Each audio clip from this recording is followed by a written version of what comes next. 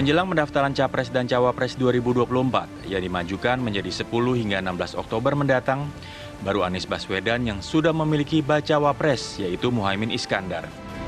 Sementara dua bakal calon presiden lainnya, yaitu Prabowo Subianto dan Ganjar Pranowo, belum menentukan siapa cawapres mereka.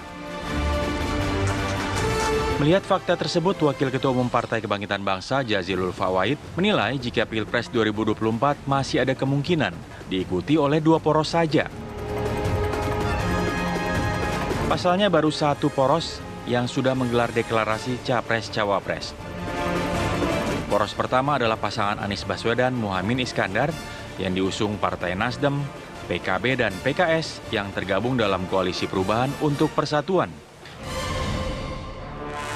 Sedangkan poros PDI Perjuangan dan Koalisi Indonesia Maju yang dimotori Partai Gerindra, meski sudah memenuhi presidensial threshold, namun keduanya belum menentukan siapa bacawa pres mereka. Jika benar, hanya akan ada dua poros kekuatan di Pilpres 2024, poros manakah yang mungkin akan mengemuka? Akankah ada poros yang tergusur demi memenangkan Pilpres 2024? Apakah dua poros selain Anies Caimin mempunyai kendala dalam menentukan cawapres masing-masing? Tim TV One mengabarkan.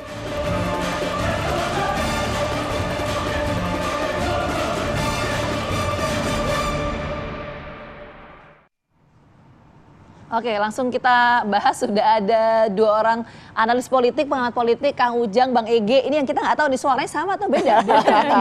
Atau tiga koalisi? Anak muda dulu, anak muda. Kalau gitu ke Kang Ujang dulu. Kang Ujang, dua atau tiga poros koalisi nih untuk Ya, saya melihat nanti? begini, tidak ada asap jika tidak ada api. Wih. Dalam konteks itu saya melihat, kan begini, skema dua pasangan itu saya lihat ya sejak 2 tahun yang lalu. Sudah mulai itu, digoreng-goreng ya. Lalu di detik-detik terakhir katakanlah menjelang pendaftaran tanggal 19 nanti sudah muncul lagi nih skema itu. Dan tidak tanggung-tanggung, bukan hanya PKB yang bilang ini, PDI juga mengatakan seperti itu. Cuma memang ketika PKB mengatakan, ini agak ada beberapa skema yang ingin saya katakan. Pertama, PKB mengatakan porosnya dua, yaitu poros perubahan dan poros Samimawon, artinya poros pemerintah, keberlanjutan. Nah, dalam konteks ini saya melihat bisa seperti ini juga bisa tidak. Artinya bisa juga semuanya dari pemerintah. Misalkan kalau Caiminnya lari, koalisi perubahan gitu ya. Masih bisa lari Caimin? Masih bisa lari. Oh, oke. Siapa yang menjamin tidak bisa lari? Ya. Nah, kalau lari pun ya artinya masih ada dua. Ganjar dengan Pak Prabowo. Ini skema yang itu. Lalu juga saya menganalisa ada kemungkinan juga bahwa bisa saja begini. Ada skema juga misalkan dulu ada paket yang ditawarkan oleh Pak Surya Paloh. Ini dua paket juga, dua poros juga apa?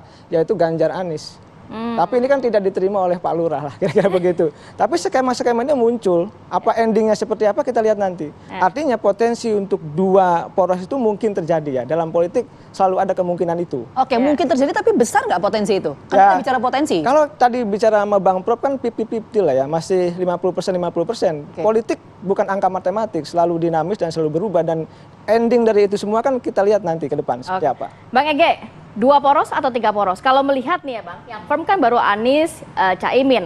Sedangkan kalau ngomongin dua poros kayaknya ego-ego masing-masing partai nampaknya masih cukup besar begitu ya. PDIP, pemenang pemilu.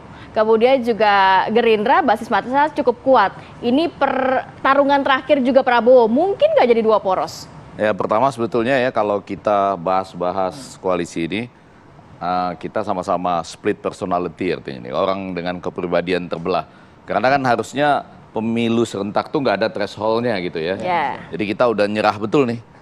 Kita mengakui ada pemilu serentak, tapi ada presidensial thresholdnya. Lama-lama kita jadi orang dengan gangguan kejiwaan. Karena harusnya nggak ada. Iya, kepentok di situ. Ya tiba-tiba harus bahas-bahas koalisi ini gitu. Harusnya mereka kan bisa sendiri-sendiri aja. Itu soal PT ya? Artinya bergabung atau mengeroyok itu nggak ada masalah. Selama pilihannya bebas, betul nggak? Karena pilihan bebas mereka bergabung. Nah ini lebih parah lagi kalau misalnya ya sudahlah harus ada threshold, sekarang bisa. Ini apakah mereka akan sukarela untuk jadi dua atau karena dipaksa? Kayaknya kalau sukarela nggak mungkin deh. Nah itu yang menarik. Kayaknya ya. Karena itu kita mulai mengumpul-ngumpulkan ya. Jadi ada beberapa partai yang sudah mengatakan alasannya seperti itu. ya mungkin bisa 2 poros. Ya. Lalu ada yang bilang supaya 1 kali saja, tidak ada polarisasi. Wih, Putaran polarisasi saja. dibawa-bawa ya. Padahal semuanya sudah all president men sekarang. Gitu, ya. Yang mana yang perubahan? Iya, betul. Yang perubahan itu juga split personality juga. Oke, Karena tapi gini Bang Ege, artinya ada perubahan potensi tapi untuk- ada orang dalam juga. Potensi untuk poros koalisi terbentuk jadi 2 poros Nah, saya koalisi besar atau enggak? indikasinya dulu ya. Ya. Yang pertama tadi ada beberapa partai sudah bicara itu. Yang kedua, ada fakta bahwa KPU itu dananya cuma cukup buat 1 putaran. Oh, Tapi oke. besoknya ditanggapi oleh Bapak Presiden, 1 putaran bisa. Untuk 2 putaran kita juga siap katanya. Cuma Jadi soal kebayangkan. dana nggak ada masalah lah ya. Ya, nggak ada masalah. Nah, sekarang ada beberapa isu lain. Nah, yang menarik itu 2 mungkin yang kita harus diskusikan. Apa tuh? Anak muda harusnya lebih lincah nih dapat Tunggu arahan Bang informasinya. Ege ke anak muda. Yang pertama itu yaitu saya pernah live di sebuah stasiun televisi, Ya. lalu ada tokoh politik sangat senior masih aktif dapat telepon dari sebuah institusi, dia bilang gini, waduh, ada yang kasih informasi sama saya katanya bahwa ada 1 baca pres berarti lagi ngurus 2 SKCK. Kok bisa? 1 sebagai capres, Ya. 1 lagi sebagai cawapres. Loh, saya bilang ini seru juga nih kalau betul informasinya. Tapi dia teleponan serius sekali. Nah, yang kedua, ini tadi nih elemen pengejutnya adalah kan data informasi intelijen semua sudah ada nih. Iya. Arah-arah Betul ya? politik kemana sudah tahu. Dan nggak ada masalah, semua data intelijen boleh digunakan oleh single user atau Ya. single client, Presiden. yaitu Bapak Presiden. Iya. Oke. Yang menarik kemudian di luar sana muncul lagi kalimat-kalimat seperti ini. Kan yang satu itu data-data kelemahannya dalam mengelola keuangan negara sudah kita punya. Oke. Tinggal dipencet dia jadi bacawa pres. Oke, nah Bang Jadi Ege, iya. indikasi-indikasi gini Oke. kan menjadi menarik nih. Ini dengar sana sini ya, walaupun jiwa raga kita tentu Oke, saja Bang Ege, tidak ini ada presiden. Waktu kita kan terbatas Ya. sebelum closing, Ya. singkat saja. Berarti artinya potensi untuk 2 poros koalisi itu besar kemungkinan. Kalau menurut Bang Ege, singkat sebelum closing. Sampai saat ini menurut saya masih 50-50. Jawabannya sama, ya. Tapi dia yang Sama ya, benar. 50-50 ya. Dia jawabannya yang benar. Enggak lah, Tergantung Pak Lurah. Padahal presiden bukan Pak Lurah ya. Ini Pak Lurah yang lain berarti. Itu katanya Kang Ujang sama Bang Ege tergantung dari Pak Lurah. Tapi nanti pertanyaan saya berikutnya adalah kenapa kemudian statement soal pembentukan poros koalisi, 2 poros koalisi ini harus disampaikan oleh PKB? Jawabannya nanti ya, kita jeda dulu. Apa kabar Indonesia Pagi akan kembali hadir saat lagi untuk Anda tetap bersama.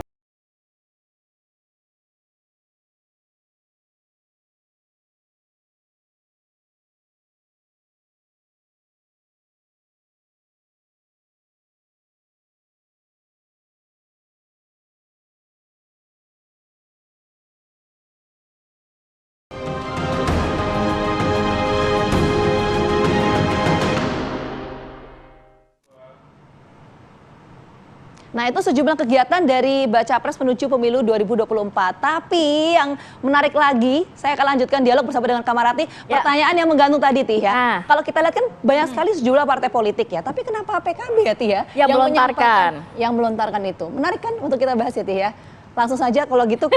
Kenapa main lempar-lemparan ini? Ini dia bilang sudah mendengar petinggi partai, berarti Iya. bukan cuma PKB. PKB, Ada lagi PDIP kan. juga sempat melontarkan isu yang Katanya sama. persoalan hukum. Ayo dong. tapi gini. Tadi sudah dia sampaikan begitu kan. Gitu. Iya. Nah, makanya ini kenapa harus PKB yang menyampaikan itu di antara sekian banyak partai politik loh? Kita ingat dulu ya, ketika Jokowi ingin 3 periode tanda petik lah ya, itu kan ada beberapa partai. Salah satunya juga PKB, ada Golkar, ada PAN gitu. Jadi saya tidak melihat bahwa ini sesuatu yang aneh gitu, karena memang PKB itu ya bagian daripada partai yang apa ya, dia progresif dalam menyampaikan isu-isu itu. Ya selain dia partai pemerintah yang tetap saja kendalinya ini ada di Pak Lurah, saya Pak melihat Lurah. seperti itu. Emang siapa sih sebenarnya Pak Lurah? Maksudnya dalam arti siapa pihak-pihak yang Siapakah mau? Pak Lurah itu? Padahal presiden sudah bilang saya bukan Pak Lurah. Enggak, dia tidak bahas Pak Lurah Bang Ege. Siapa yang mau pihak-pihak yang ini hanya 2 poros saja?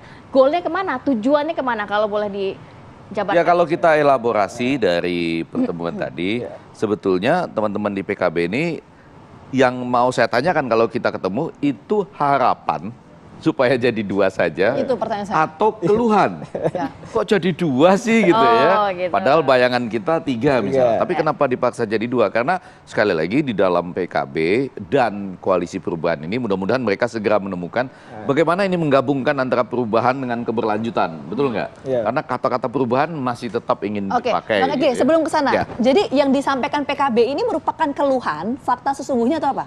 Kalau saya tadi melihat ya dari video yang kami tonton bersama bisa dua-duanya gitu. Jadi pada satu sisi mereka mengantisipasi lah, bukan mengharap ya. Ini bisa 2 poros loh. Gitu. Nah pada bagian lain karena itu tidak disampaikan dengan ini kan semua banyak simbol-simbol. Misalnya ingin mempercepat proses pendaftaran, naik kereta cepat. Ya. Kemudian Bukan kebetulan itu ya. betul ya. Nah sekarang ini apa namanya membayangkan akan ada 2 poros. Ya. Nah ini disampaikan tidak dengan tertawa, tidak dengan gembira gitu. Iya, iya. Kalau gembira kan, wah ini Ya. nanti Jadi akan. lebih kepada keluh kesah. Kalau gitu ya. bayangan Kalau Bang saya, Ege ya, membayangkan. apalagi kita kan civil society inginnya seluruh putra putri terbaik bangsa Ya. bisa maju. Anda bisa Tapi kan- bayangkan nggak dari dulu 4 Ya. ada kemungkinan. Ya. Lalu kan 100% bagi 20 itu nggak mungkin 5, lebih di ya. sana kurang di sini. Jadi 4, nggak jadi 3, sekarang 2 gitu. Iya. Lama-lama kota kosong. Bang, tapi kalau melihat kan saat ini koalisi Prabowo kan sudah gendut begitu ya. Kalau misalnya ditambah lagi, kalau asumsinya Ganjar Prabowo atau Prabowo Ganjar, ini udah lebih dari 50% ini. Anies semakin jauh suaranya berarti. Iya, jadi itu bisa menjadi keluhan kan? Kenapa tadi Ya. tidak diucapkan dengan gembira? Saya hati-hati menggunakan istilah nggak koalisi gemuk ya, jadi koalisi besar. Besar, oke. Nggak takut saya soal body-bodyan. Jadi koalisi ini memang terlalu besar kalau itu bergabung. Ya. Nah ini kan dirasakan sebagai sebuah ancaman dong, Aha. ya.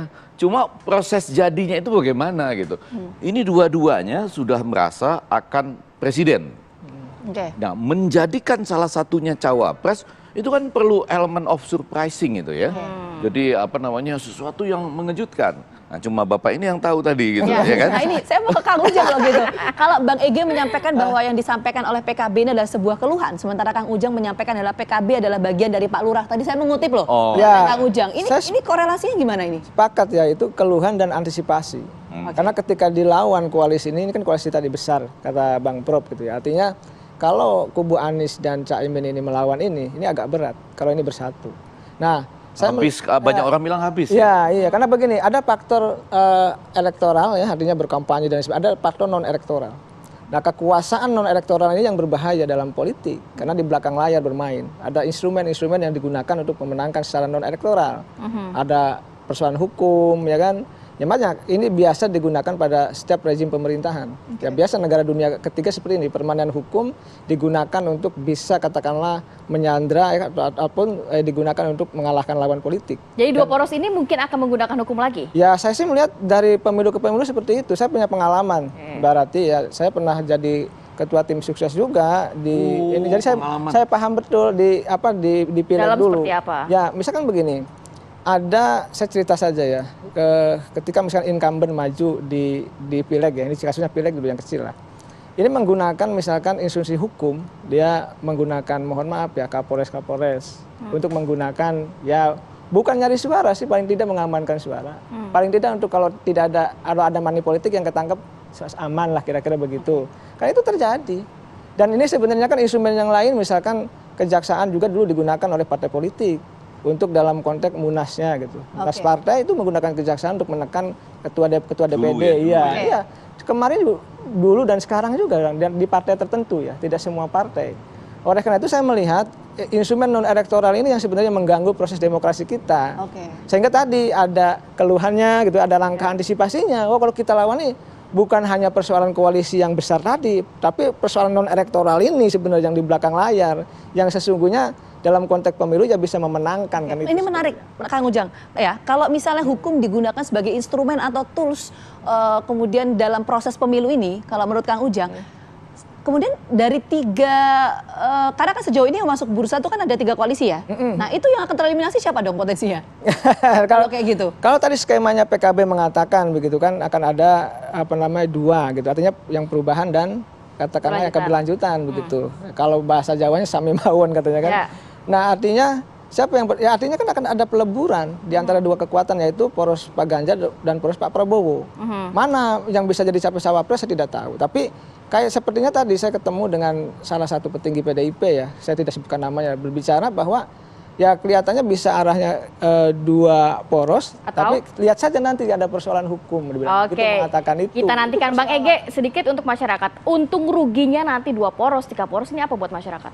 Yang pertama pasti rugi karena putra-putri terbaik bangsa sesuai dengan keinginan pendiri bangsa dan penyusun konstitusi tidak tercapai. Ya. Oh, nggak bisa Anda pakai alasan lebih hemat, tidak terpolarisasi dan lain-lain itu tergantung cara Anda berkampanye kan, dan kita sudah hindari betul politik identitas misalnya dan lain sebagainya. Tapi yang paling berbahaya adalah kalau proses menjadikan 2 poros ini siapapun yang bermain di belakangnya, karena presiden bukan Pak Lurah gitu ya, maka ini instrumen yang digunakannya itu instrumen apa gitu, seperti tadi kan. Kalau itu instrumen penekan, nih loh datanya di tempat Anda begini. Harus jadi cawapres loh, kalau enggak. Nah tapi itu semua tergantung nanti pada perasaan antisipasi terakhir ya, pertimbangan terakhir dari orang yang bermain di belakang itu semua.